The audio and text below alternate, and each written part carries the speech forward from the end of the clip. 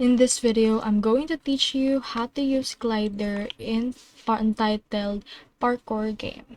So as you can see right here, you can head over and then use paraglider as well as glider.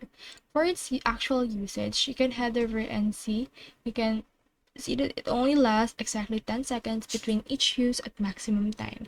This allows players to travel a fairly long distance in the air, and you can travel across buildings, rooftops, and clear gaps with ease. This glider can be disabled with the same keybind, allowing for more functionality. So you can also find right here the sound effect for that and the gallery for how to use it. It's actually used right here on the paraglider, and you can head over and use it by traveling on long distance by using the assigned keybind for it as well. You can see in here as well the gear navigation.